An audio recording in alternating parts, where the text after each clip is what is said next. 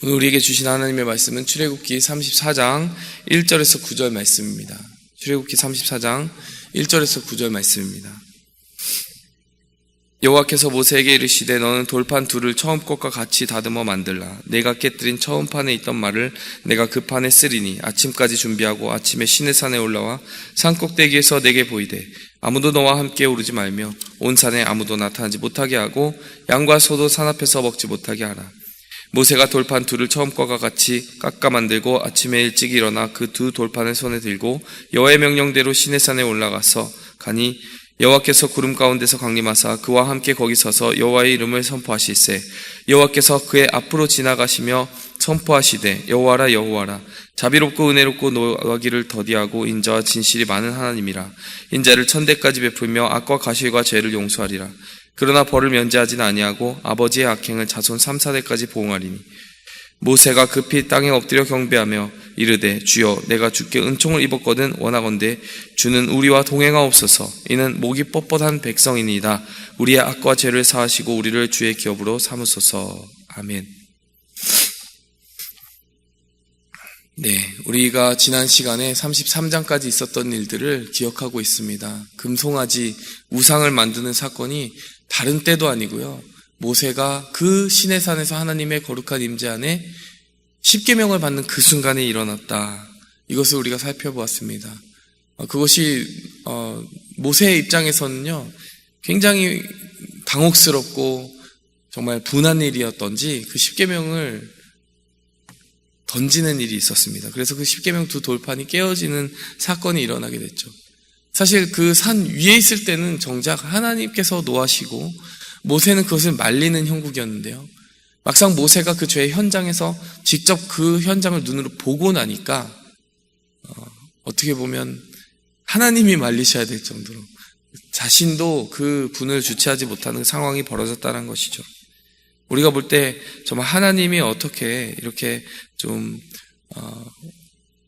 노하기를 더디하지 아니하시고 어떻게 보면 하나님께서 진노하시고 하나님의 사람들을 심판하시는가, 죄에 대해서 자비를 베푸시지 않으신가, 이런 모습으로 판단을 오해를 할 때가 성경 곳곳에서 등장하긴 하는데, 오늘 본문 말씀 33장까지 주는 그 말씀의 교훈이 무엇입니까?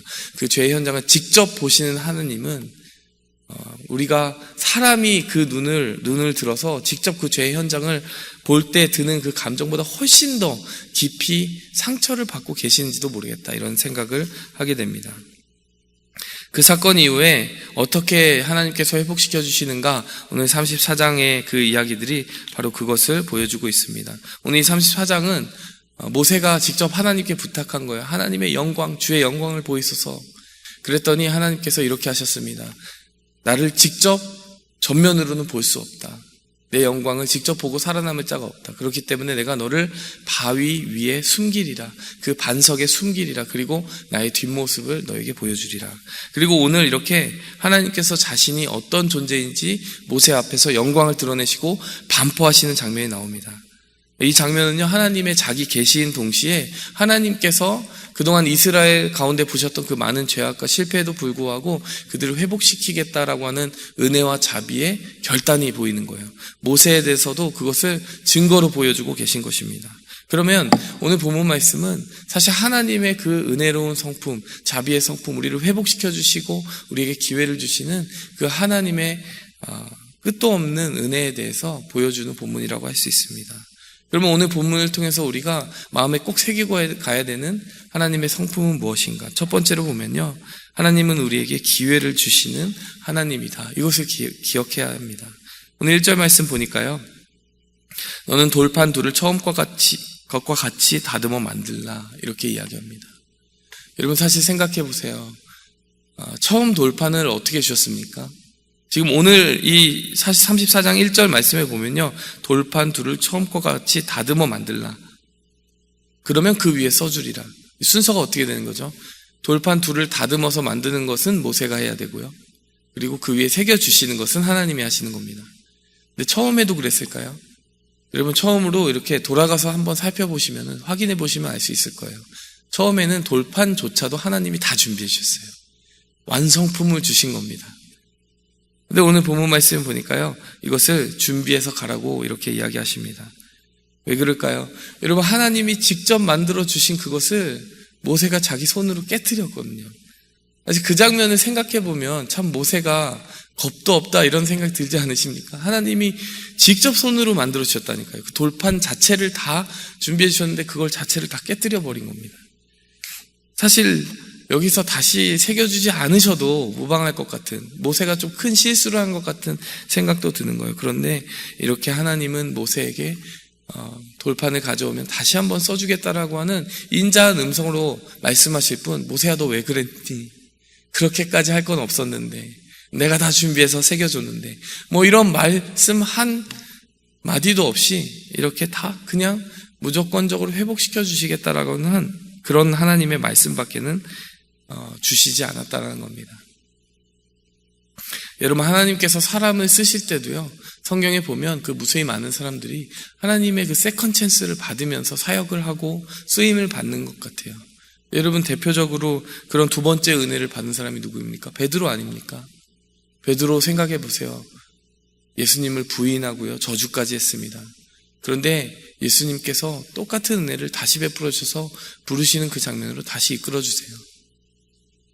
특별히 요한복음 21장에 보니까 베드로에게 그 두 번째 은혜를 베푸신 장면이 구체적으로 나와 있습니다. 고기를 잡으러 갔어요. 고기를 잡으러 갔는데 물 밖으로 나와 보니까 숯불이 피어져 있는 거예요. 그 앞에서 3번 질문을 하십니다. 네가 나를 사랑하느냐? 달리 말하면 무슨 뜻입니까? 여러분, 사람도 너 나 사랑해? 이 질문 누구한테 하죠? 관심 없는 사람한테 하지 않습니다. 사랑하는 사람한테 합니다.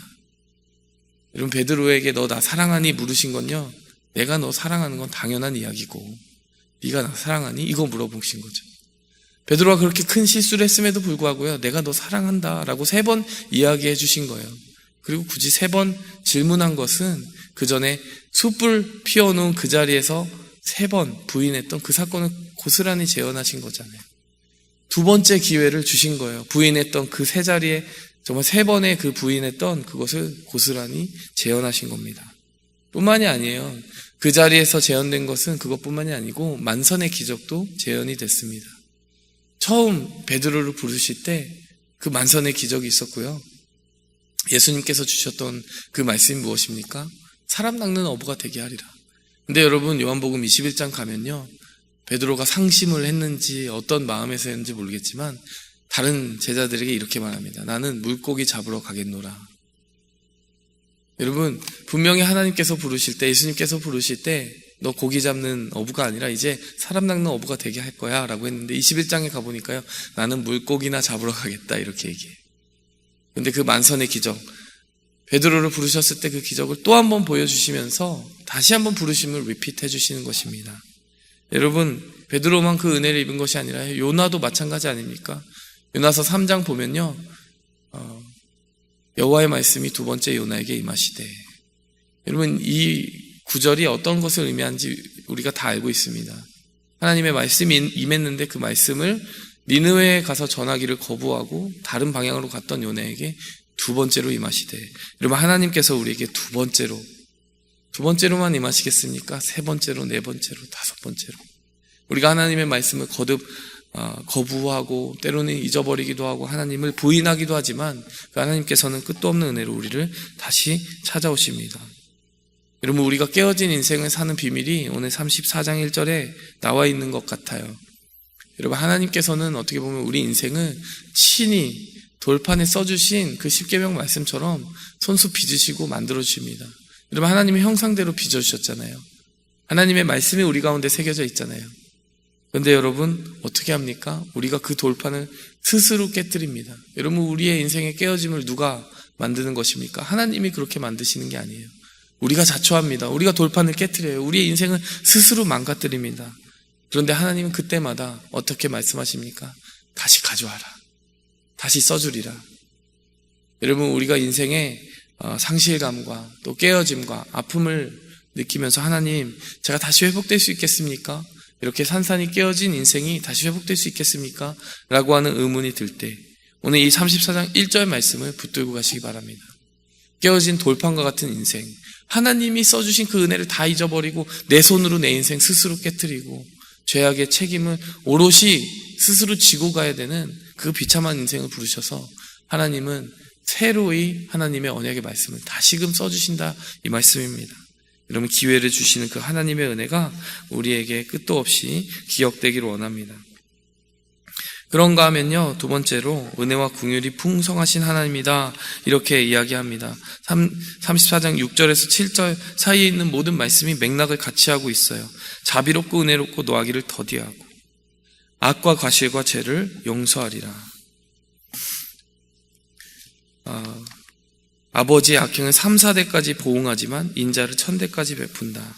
여러분, 이 말씀도 역시 맥락을 같이 하는 정말 하나님의 은혜를 보여주는 말씀입니다. 여러분, 혹시 이 자리에 앉아 계신 성도님들 중에 가계 저주론이라는 그런 이론을 들어보신 적 있으십니까? 한참 치유 수양회 이런 것들이 유행할 때 가계 저주론을 주장하는 사람들, 사역자들이 많이 등장을 했습니다.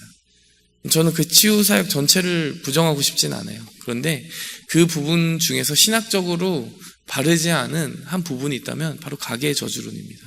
가계 저주론이라는 것이 무엇이냐면요, 나도 알지 못하는 그 1000대 이전에 몇 대 이전에 있는 그 조상의 죄가 유전이 되어 있다라는 거예요. 그렇게 생각하게 된 계기는 이해가 돼요. 왜 이해가 되냐면 아담의 원죄가 우리에게 이어져 오듯이 내 조상에게 어떤 알지 못한 악행이 있었는데 그것이 가계에 영향을 미치고 그 영향을 미친 것이 계속 와서 나에게도 흔적이 남아있지 않을까, 이런 생각을 하는 것 같아요.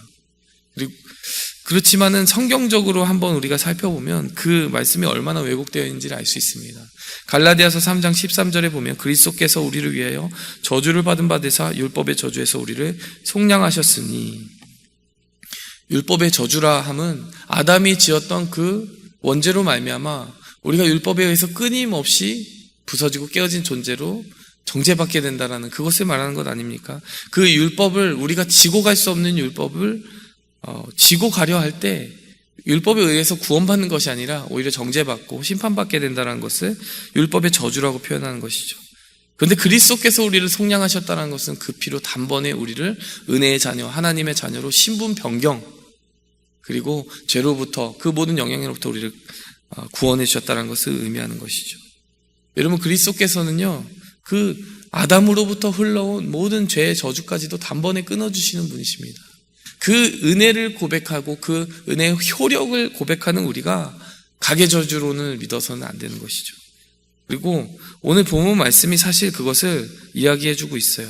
아버지의 악행을 자손 3, 4대까지 보응하리라. 그러나 인자를 1000대까지 베풀리라. 여러분, 여기서 어떻게 하나님의 은혜, 그 은혜가 가계 저주론과 배치되느냐? 압도적으로 하나님이 인자를 베푸시는 그 세대 수가 훨씬 많잖아요. 1000대 동안 하나님은 은혜를 잊지 않고 베푸신다고 하잖아요. 물론 여기서 여전히 누군가는 이야기할 수 있습니다. 그래도 하나님이 3, 4대까지는 이렇게 가슴속에 그것을 맺어두고 베푸신다고 이야기하지 않습니까? 여러분, 어떻게 답하시겠어요? 곰곰이 읽어보면 전혀 다른 이야기를 하고 있다는 것을 알 수 있습니다. 여러분, 그 당시 출애굽 세대가 이렇게 이집트에서 나오게 되었을 때 한 가계를 이루는 세대가 몇 세대였겠습니까? 여러분, 할아버지, 아버지, 손자까지 하면 3대예요. 거기서 조금 더 오래 산다라고 해서 자녀가 또 한 번 나오면 3, 4대입니다. 그럼 3, 4대가 의미하는 것은 무엇일까요? 그냥 한 시대를 살아가는 한 가계를 의미하는 겁니다. 그들이 죽고 내가 기억하지도 못하는 조상이 저지른 죄가 나한테 흘러오는 그 3, 4대를 말하는 게 아니라요, 지금 한 시대를 살고 있는 한 가계가 3, 4대예요. 그러면 하나님께서 실수를 저지르고 죄악을 저지른 그 백성들에게 심판을 내릴 때 아비의 죄 때문에 그 가계가 아비에게 심판이 임한다면 당연히 자녀도 가슴이 아플 것 아닙니까? 당연히 할아버지도 가슴이 아플 것 아닙니까? 동시대를 살아가고 있는 한 가계가 함께 그 아픔과 심판에 대한 징계를 공유하게 된다, 그 영향을 받게 된다라는 것을 의미하는 것이지, 그들이 죽고 나서 하나님은 그 죄악을 잊지 않고 계속 베푸신다, 그거는 의미하는 것이 아닙니다. 그렇기 때문에 어떻게 보면요, 여러분, 우리는 3, 4대에 우리의 눈을 둘 것이 아니라요, 인자를 1000대까지 베푸시는 하나님, 거기에 눈을 가져다 두어야 되는 것이죠. 여러분, 각의 저주로는 있는데 왜 각의 축복로는 없는지 모르겠어요.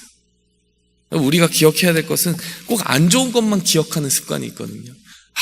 우리가 죄를 지어서 몇 대 조상이 죄를 지었을까? 그렇게 생각할 것이 아니라요, 우리는 도대체 어떤 은혜로운 하나님께 축복을 받을 일을 했길래 지금 이렇게 조건 없는 은혜를 받고 있는가? 도리어 그런 것을 생각할 수 있다면 참 좋겠습니다. 그리고 우리가 우리 자손 3, 4대 뿐만이 아니라 1000대까지 베푸시는 그 은혜를 어떻게 하면 후손에 남겨줄 수 있을까? 하나님 보시기에 아름다운 일들을 남길 수 있을까? 이렇게 긍정적으로 생각할 수 있다면 여러분, 그것이 하나님의 성품에 더 부합한다는 것입니다. 말씀을 맺겠습니다. 하나님은 기회를 주시는 하나님이십니다. 우리가 깨트린 돌판 같은 인생도 다시 회복시켜 주시는 하나님이십니다. 하나님께서는 3, 4대 기억하는 그 은혜, 3, 4대까지 죄악을 보응하겠다는 그것이 아니라 당대에서 끝내겠다는 겁니다. 1000대까지 오히려 은혜를 베푸신다는 것입니다. 이것을 기억하는 은혜가 우리 모두에게 있기를 원합니다. 함께 기도하겠습니다. 하나님 아버지, 감사합니다. 오늘도 그 말씀 속에서 우리를 찾아오시는 주님께서 우리를 위로하시고 우리를 특별한 사랑으로 빚어주셔서 깨어진 돌판 같은 인생, 내 손으로 깨트린 것이라도 하나님 다시 회복시켜 주시고 다시 그 위에 새겨주시겠다라고 말씀하시는 은혜를 인하여 감사합니다. 하나님, 이러한 사랑으로 우리를 붙들어 주시되 1000대까지 붙들어 주시겠다라고 말씀하여 주시는 사랑으로 하나님, 그 사랑을 힘입어 오늘 우리 자자손손 대대로 하나님을 섬기고 나아갈 그 은혜의 씨앗을 오늘 뿌리게 도와주시옵소서. 예수님의 이름으로 기도하였습니다. 아멘. 하늘에 계신 우리 아버지여, 이름이 거룩히 여김을 받으시오며 나라의 마옵시며 뜻이 하늘에서 이룬 것 같이 땅에서도 이루어지이다. 오늘날 우리에게 일용할 양식을 주옵시고 우리가 우리에게 죄 지은 자를 사하여 준 것 같이 우리 죄를 사하여 주옵시고 우리를 시험에 들게 하지 마옵시고 다만 악에서 구하옵소서. 대개 나라와 권세와 영광이 아버지께 영원히 쌓옵니다. 오직 주의 사랑에 매여 내 영 기뻐 노래합니다. 이 소망의 언덕 기쁨의 땅에서 주께 사랑 드립니다. 오직 주의 임재 안에 갇혀